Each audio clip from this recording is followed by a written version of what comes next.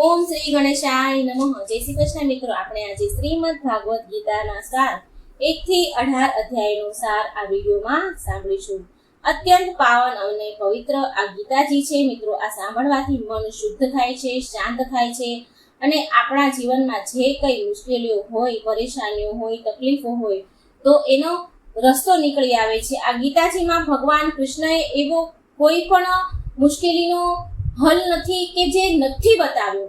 બધી જ મુશ્કેલીઓનો હલ, રસ્તો, બધી જ વસ્તુની સમજણ આ ગીતાજીમાં ભગવાન શ્રી કૃષ્ણએ આપી છે। તો મિત્રો, આજના વિડીયોમાં આપણે સાંભળીશું ગીતાજીના 1 થી 18 અધ્યાયનો સાર। ઓમ નમો ભગવતે વાસુદેવાય। જીવનમાં ખૂબ જ ઉપયોગી બનશે મિત્રો।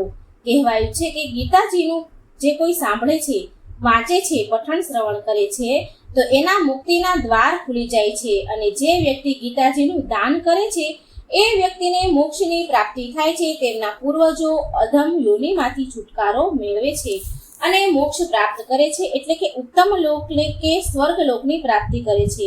તો સર્વપ્રથમ ગીતાજીને શરૂ કરતા પહેલા આપણે ગીતાજીની સ્તુતિ શરૂ કરીશું, સાંભળીશું। ગીતા સુગીતા કર્તવ્ય કિમનએ શાસ્ત્ર વિસ્તરેમ યા સ્વયં પદ્મનાભસ્ય મુખાદ્વાની દ્વિની સ્તુતા। તો આનો અર્થ એ થાય છે કે ગીતાજી અત્યંત દિવ્ય છે, મધુર છે, તેનું સતત ધ્યાન કરો, નિત્ય પોતાની સમીપ રાખો, કારણ કે ગીતાજી ગંગાથી પણ વધારે પવિત્ર છે। કેમ કે ગંગામાં સ્નાન કરવા વાળો પાપોથી મુક્ત થાય છે, પોતે મુક્ત થાય છે પણ બીજાને મુક્ત નથી કરી શકતો, પરંતુ ગીતાથી પોતે પણ મુક્ત થાય છે અને બીજાને પણ મુક્ત કરી શકે છે। ગંગા તો ભગવાનના ચરણ કમલમાંથી પ્રગટ થઈ છે, પરંતુ જ્યારે ગીતા તો સાક્ષાત શ્રી કૃષ્ણના મુખ કમલમાંથી પ્રગટ થયા છે, એટલે એનું મહત્વ ખૂબ જ વધારે વધી જાય છે। યાદ રાખજો કે મધુર જે ઘરમાં, જે ભૂમિ પર તેનું શ્રવણ થાય છે, ગીતાનો પાઠ થાય છે, તે ઘર, તે ભૂમિ પવિત્ર તીર્થ સમાન બની જાય છે। ભૂત, પ્રેત, પિશાચ વગેરે કોઈ પણ અવગતે થયેલો જીવ, અસુરી જીવ એ ઘરમાં ક્યારેય પ્રવેશ નથી પામી શકતો। ચાલો આપણે સાંભળીએ શ્રીમદ ભાગવત ગીતાના અધ્યાયના સાર। ધર્મભૂમિ કુરુક્ષેત્રમાં રણ મેદાનમાં કૌરવ અને પાંડવોની સેનાઓ યુદ્ધ માટે સામ સામે આવીને ઊભી છે। દરેક મહારથી પોતપોતાના શંખ, મૃદંગ, શરણાઈ, ગૌમુખ વગેરે યુદ્ધમાં વાજિંત્રો વગાડી પૃથ્વી અને આકાશને ધ્રુજાવી રહ્યા છે। સાથે સાથે કૌરવોના હૃદય પણ કાપવા લાગ્યા છે। આ સમયે અર્જુનના સારથી બનેલા શ્રી કૃષ્ણ અર્જુનના કહેવાથી તેના બંને સેનાઓના રથ વચ્ચે ઊભા રાખે છે। અર્જુન ચારેય બાજુ નજર ફેરવે છે તો તેની નજર સામે પિતામહ, ગુરુ, બંધુ, પુત્રો, પૌત્રો, મામા, સસરા, શાળા અને બીજા ઘણા સજ્જનો તેની નજરે પડે છે। અર્જુનને મનમાં થાય છે કે મારા બધા સજ્જનોને માર્યા પછી પણ મને આખીએ પૃથ્વીનું જો રાજ્ય મળે તો એ શું કામનું? એ રાજ્ય પ્રાપ્તિનો આનંદ કેવો રહેશે? તેના કરતાં તો સજ્જનોના શાસ્ત્રથી વિંધાઈને મરવું સારું। આમ મોહવશ બનેલો, માનસિક પરિતાપ અને વિષાદમાં ડૂબેલો અર્જુન કાયર બની રણભૂમિમાં ગાંડીવ ધનુષ્ય તજીને રથની પાછલી બેઠકમાં બેસી જાય છે। આવી રીતે વિચાર કરતા જોઈને, રથની પાછળ અર્જુનને બેઠેલા જોઈને ભગવાન શ્રી કૃષ્ણ બોધ આપી ધર્મનું જ્ઞાન આપે છે, ધર્મ સમજાવે છે। ભગવાન કહે છે કે તને આ સમયે મોહ ક્યાંથી ઉત્પન્ન થયો? તું કાયર ન બન, શોક ન કર। કાયરો અને પંડિતો જીવતા કે મરેલાનો શોક નથી કરતા। જે વ્યક્તિ સુખ અને દુઃખમાં સમાન ભાવે રહે છે તે જ શાંતિને પ્રાપ્તિ કરી શકે છે અને એ જ મોક્ષનો અધિકારી બને છે। જેનાથી જગત વ્યાપેલું છે તેને અવિનાશી સત જાણ। શરીર તો નાશવંત છે, જ્યારે આત્મા કોઈને મારતો નથી અને કોઈનાથી મરતો પણ નથી। જેમ મનુષ્ય જૂના વસ્ત્ર ત્યજીને નવા વસ્ત્ર ધારણ કરે છે, તેમ આત્મા જૂના શરીરને છોડીને નવા શરીરને ધારણ કરે છે। આત્માને શાસ્ત્રો છેદી શકતા નથી, અગ્નિ બાળી શકતો નથી, પાણી ભીંજવી શકતું નથી અને પવન સૂકવી શકતો નથી। એ તો સર્વ વ્યાપક, નિત્ય, સ્થિર, નિશ્ચિત અને શાશ્વત છે। જેમ જન્મેલાનું મૃત્યુ નિશ્ચિત છે તેમ મરેલાનો જન્મ પણ નિશ્ચિત છે. આમાં ફેરફાર થઈ શકતો નથી. એટલે ક્ષત્રિયને માટે તો ધર્મયુક્ત યુદ્ધ વધારે કલ્યાણકારી છે. અર્જુન, આ જ તારા માટે સૌથી શ્રેષ્ઠ છે. ભગવાનના આવા વચન સાંભળીને અર્જુન ભગવાન શ્રી કૃષ્ણને પૂછે છે કે આમ તો જ્ઞાનને કર્મ કરતા પણ વધારે સારું માનું છું, તો કર્મ મને આપ તો જ્ઞાનને કર્મ કરતા પણ વધારે સારું માનો છો, તો તમે મને આ ઘોર કર્મમાં કેમ જોડો છો? ત્યારે ભગવાન શ્રી કૃષ્ણ કહે છે કે કર્મ તો દરેકને કરવું જ પડે છે.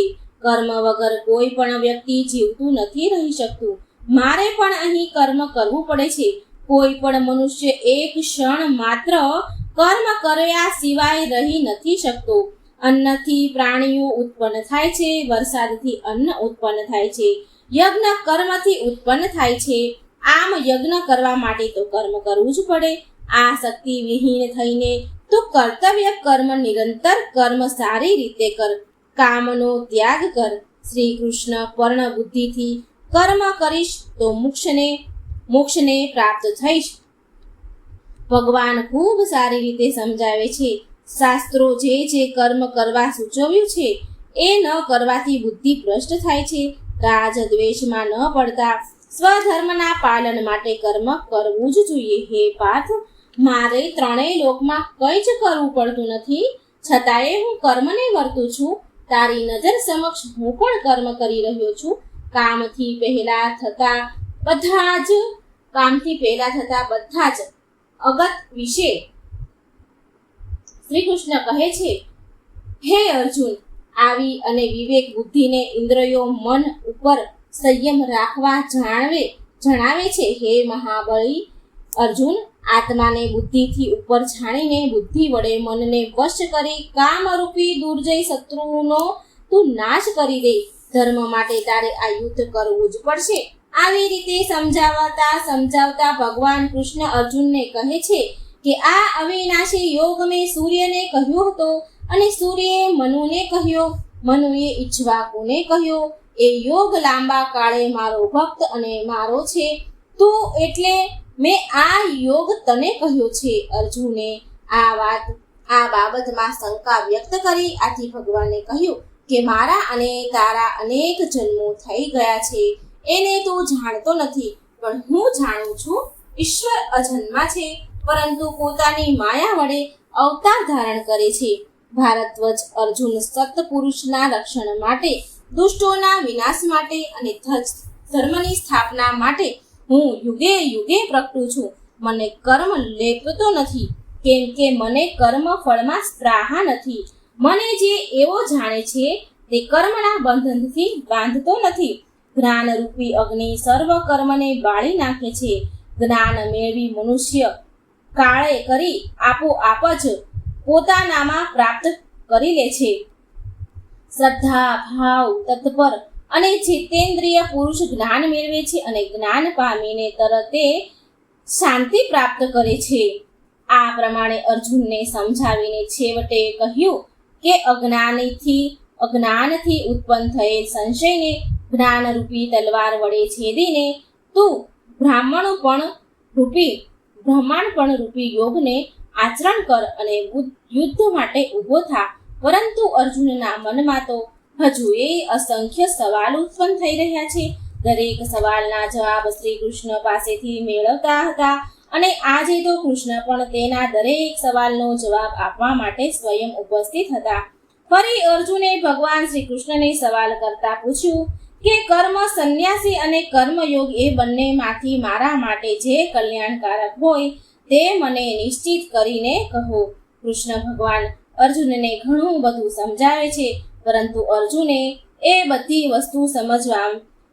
વસ્તુ અર્જુને સમજવામાં આવતી નથી, કારણ કે અર્જુન અત્યારે મોહમાં અંતાયેલો પડ્યો છે. મોહ સંશયથી ઘેરાયેલો છે. એટલે ભગવાન કૃષ્ણ તેને વિસ્તારપૂર્વક હવે સમજાવતા કહે છે કે હે ધનુર્ધર અર્જુન, બંને કલ્યાણ કરનારા, પણ તે બંનેમાં જ્ઞાન યોગ કરતા કર્મ યોગ સરળ અને વધારે સારો છે. જેને મન અને ઇન્દ્રિયોને વશ કર્યા છે તે કર્મ કરવા છતાંય લેવાતો નથી. કર્મયોગ ફળની ઈચ્છા રાખતો નથી. કર્મયોગમાં જોડાયેલો મુનિ વિના વિલંબને પરબ્રહ્મને પામે છે. એવી યોગ મુક્ત તત્વજ્ઞાની મનુષ્ય ઇન્દ્રિયોના વિષયમાં ઇન્દ્રિયો વર્તે છે એમ સમજી હું કંઈ જ કરતો નથી એવું જે માને, જેણે બધી જ ઈચ્છાઓ છોડી દીધી હોય, ક્રોધ પર કાબુ મેળવ્યો હોય અને કશાયનો જેને ભય ન હોય, તેને મોક્ષ પામેલો જાણવો.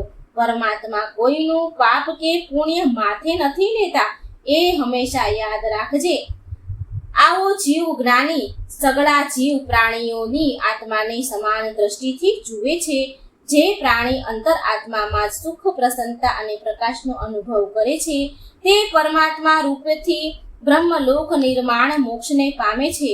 જે સાધક મોક્ષની સાધનામાં તત્પર રહે છે, તે સદા મુક્ત જ છે અને સર્વભૂતોમાં નિયતા સર્વલોકના મહેશ્વર એવા મને જાણીને શાંતિ પ્રાપ્ત કરે છે. ભગવાન કૃષ્ણએ ખૂબ સારી રીતે અર્જુનને સમજાવે છે, છતાં પણ અર્જુન પોતાના સંશયને દૂર નથી કરી શકતો.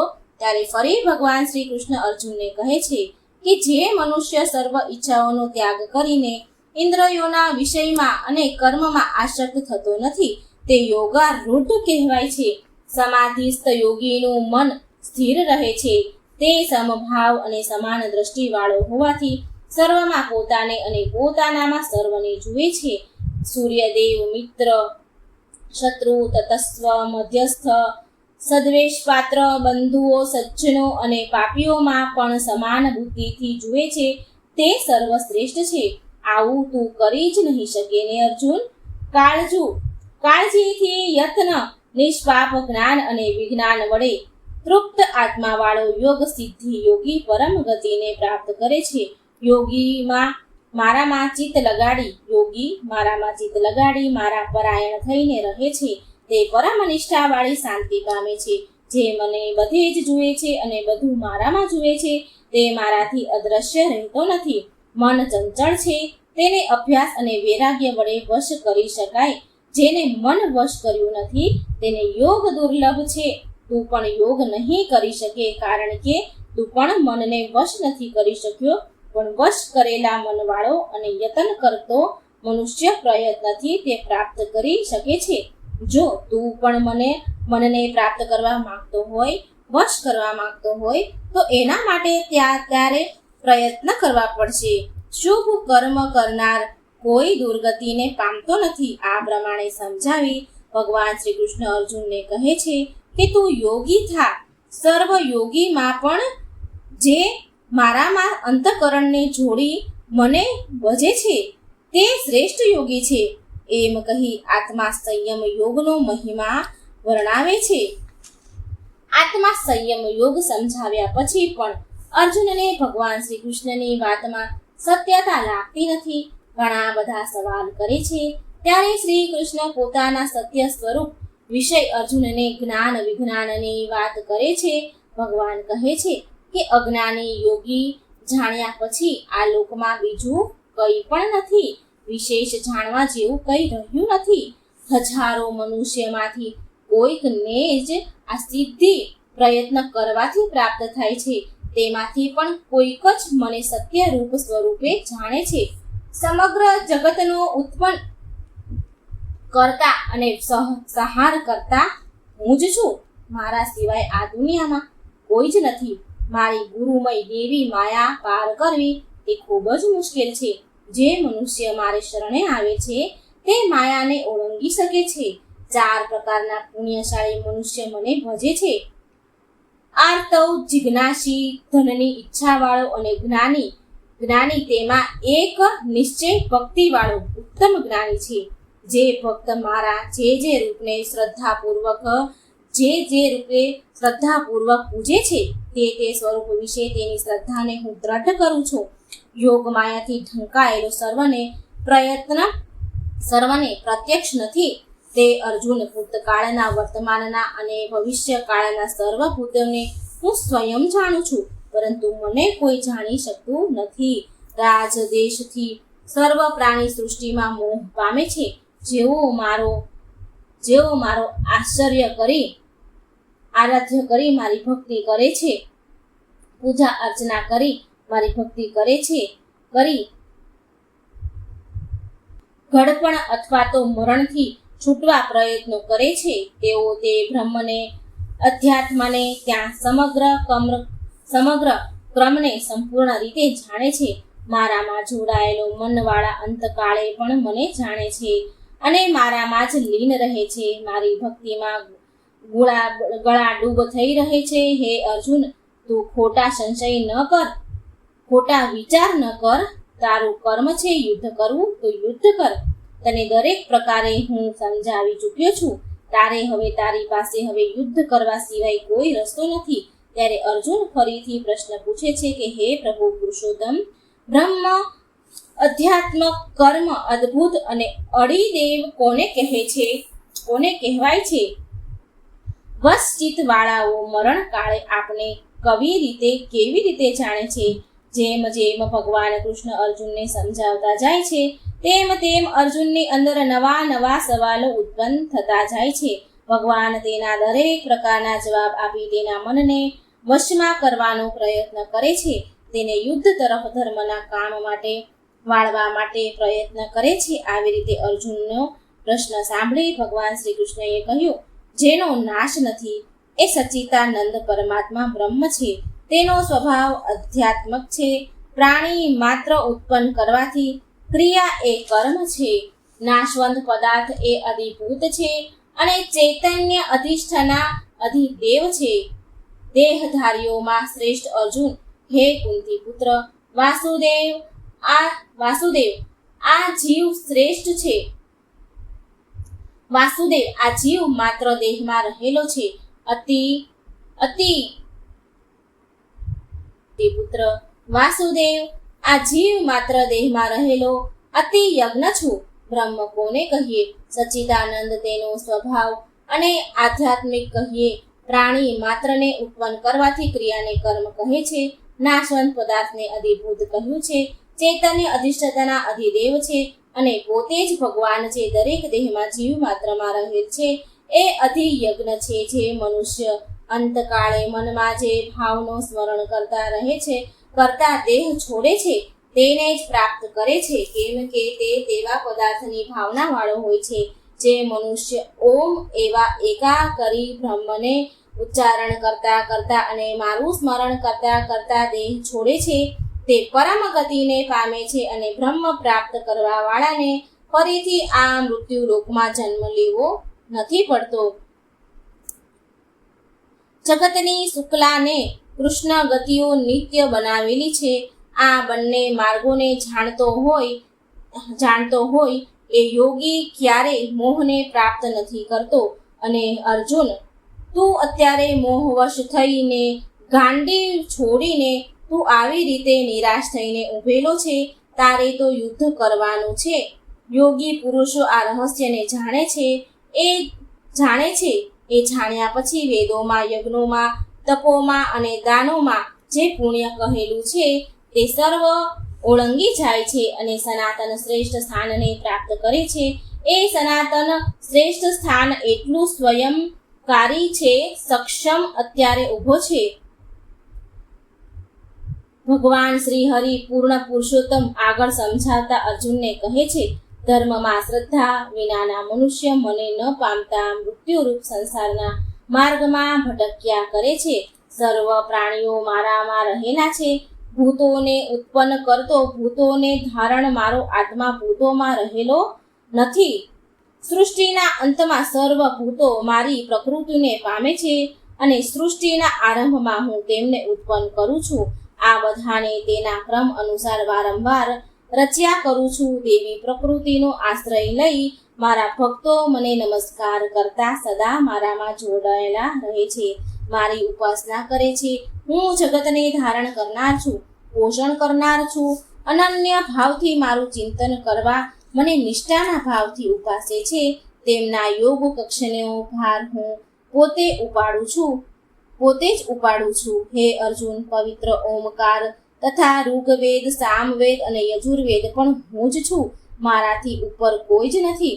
હું સૂર્ય રૂપે તપું છું, વરસાદ રૂપે છું, તથા વરસાવું છું. હે અર્જુન, મૃત્યુ અને જીવન, સત્ય અસત્ય હું જ છું. જે કોઈ મને પુત્ર, પત્ર, પુષ્પ, ફળ કે જળ ભક્તિથી અર્પણ કરે તે હું સ્વીકાર કરું છું. સર્વ મનોકામના, સર્વ કર્મો મને અર્પણ કર. એવું કરવાથી તું શુભાશુભ કર્મ બંધનથી છૂટીશ અને મુક્ત થઈને મને જ પ્રાપ્ત કરીશ. કુંતી પુત્ર, તું નિશ્ચય જાણ કે મારો ભક્ત કોઈ દી નાશ નથી પામતો. હે અર્જુન, જ્ઞાન અને શક્તિનો મૂળ કારણ હું જ છું. દેવો અને મહર્ષિઓ પણ મારી ઉત્પત્તિ જાણતા નથી કે હું સર્વ પ્રકારે આદિ છું. જે મને અજન્મા અનાદિ એને લોકોમાં મેં સ્વ રૂપ જાણે છે તે મનુષ્યનો પૂર્ણિતા રહિતમ હોય છે.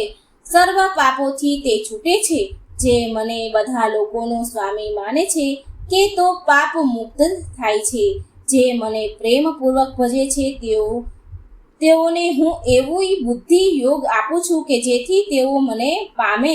તેમના પર કૃપા કરવા માટે અંતઃકરણમાં રહેલો હું જ્ઞાનરૂપી પ્રકાશને દીપ વડે અજ્ઞાનતાથી અંધકારનો નાશ કરું છું અને એનામાં જ્ઞાનરૂપી દીપને પ્રજ્વલિત કરું છું. ભગવાન કૃષ્ણના આવી રીતે સમજાવવા છતાં પણ અર્જુન હજી પણ પોતાના સંશયને દૂર નથી કરી શક્યો.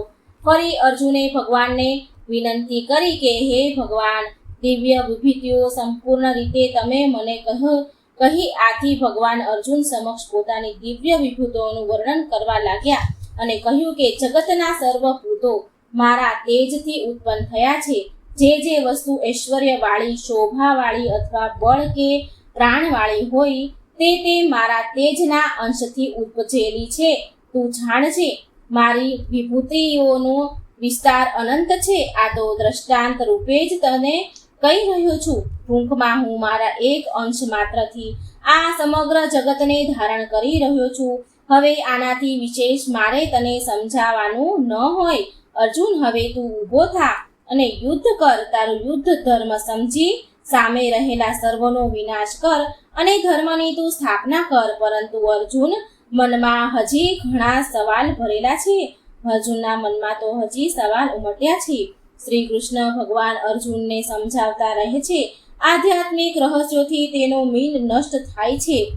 અર્જુન એ પછી તેમનું ઐશ્વર્ય રૂપ જોવાની ઈચ્છા પ્રગટ કરે છે. આથી ભગવાન કૃષ્ણને તેને દિવ્ય ચક્ષુ આપ્યા અને અલૌકિક વિશ્વરૂપ પરમાત્માના દર્શન કરાવ્યા. આ વિશ્વરૂપમાં પરમાત્મામાં સર્વ દેવો, સર્વ પ્રાણીઓ, સર્વ બ્રહ્મા, સર્વ નદીઓ, સર્વ ઋષિઓના દર્શન, સમગ્ર પૃથ્વી, આકાશ અને દિશાઓ તેમનાથી વ્યાપક છે. રાજાઓ, ધૃતરાષ્ટ્રના પુત્રો, ભીષ્મ, દ્રોણ અને કર્ણ આ બધા જ તેમના મુખમાં પ્રવેશ કરી રહ્યા છે. ત્યારે ભગવાન શ્રી કૃષ્ણ કહે છે કે હું આ બધાને સંહાર કરનારો કાળ છું. દરેક સૈન્યના જે આ યોદ્ધાઓ ઊભા છે તેઓ તારા વિના પણ રહેશે નહીં. અર્થાત જો તું નહીં લડે તો નાશ તો પામવાના જ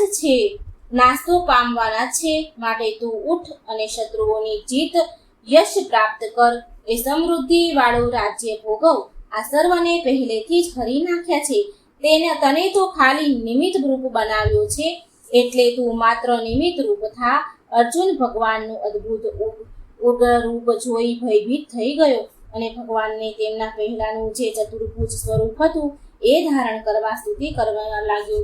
તેથી ભગવાન પ્રસન્ન થયા અને પોતાના સૌમ્ય મૂર્તિ મનુષ્ય રૂપમાં દર્શન કરાવવા લાગ્યા. શ્રી જનાર્દનને શાંત મનુષ્ય સ્વરૂપ જોઈ અર્જુનનો ભય ટળવા લાગ્યો. સગળું સ્વરૂપ અને નિર્બળ સ્વરૂપની ઉપાસનાઓ કરવામાં શ્રેષ્ઠ કોણ એવો પ્રસન્ન કરી અર્જુને પૂછ્યું કે તમે વિચાર તો કરો. અર્જુન જેવો મહાન વ્યક્તિ, પરમ બુદ્ધિશાળી અને એ પણ કૃષ્ણનો મિત્ર વ્યક્તિ ભગવાનનું સ્મરણ જોયા પછી પણ અનેક પ્રકારના સવાલ પૂછી રહ્યો છો. અનેક પ્રકારની ચિંતા તેના મનમાં ભય કરી રહી છે.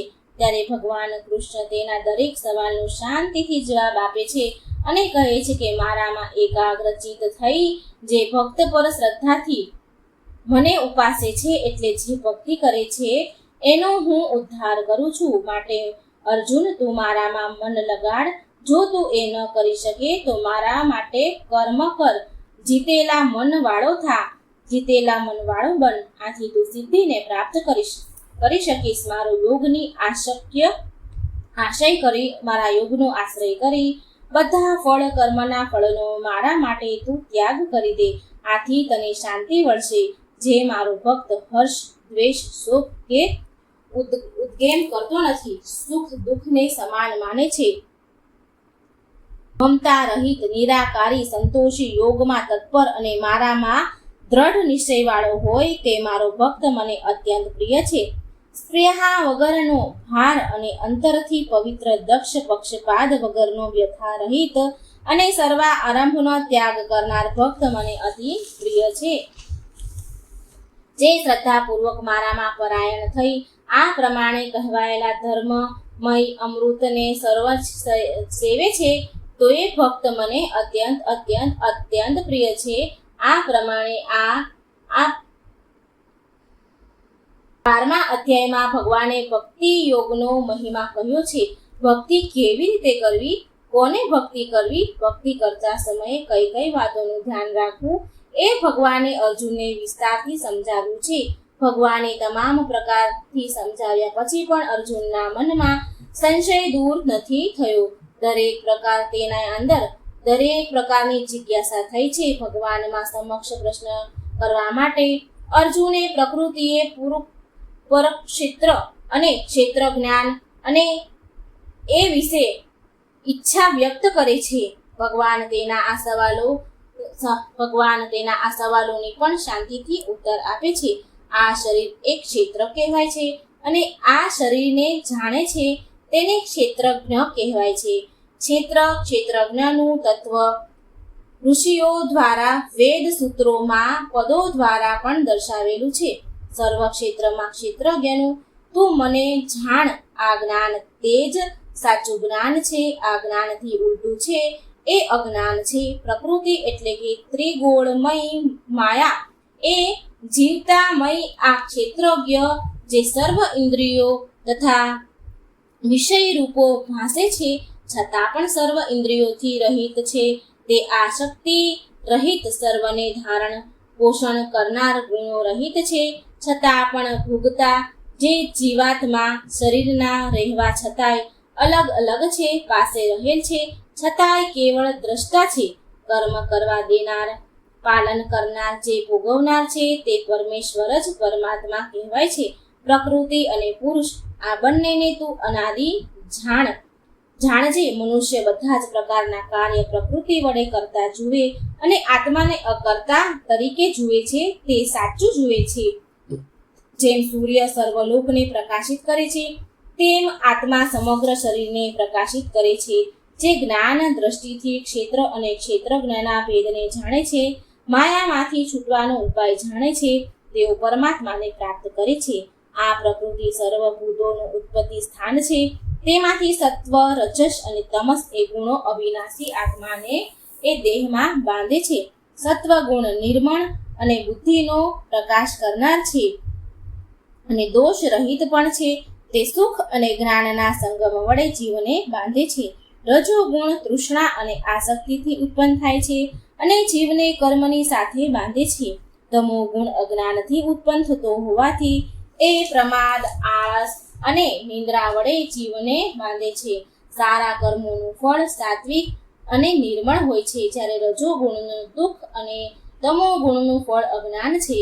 સાત્વિક પ્રકૃતિવાળા ઉચ્ચ ગતિ એટલે કે સ્વર્ગલોકમાં સીધાવે છે, જ્યારે રજોગુણવાળા મધ્યમ એટલે કે મનુષ્ય લોકમાં જ રહે છે અને તમોગુણી પ્રકૃતિમાં રહેલો અધોગતિને એટલે કે નરકને પ્રાપ્ત કરે છે. આ ત્રણેય ગુણોથી પર મનુષ્યના કેવા લક્ષણ હોય, આવો અર્જુનનો પ્રશ્ન કરે છે. ભગવાને ક્ષેત્રજ્ઞ બધી જ વાત સમજાવી. ત્યાર પછી સત્વ, રજસ અને તમસના ગુણો સમજાવ્યા. છતાંય અર્જુનના મનમાં નવો સવાલ ઉત્પન્ન થાય છે. અર્જુન શ્રી કૃષ્ણને પૂછે છે કે આ ત્રણેય ગુણોથી પર મનુષ્ય કેવા લક્ષણ હોય છે?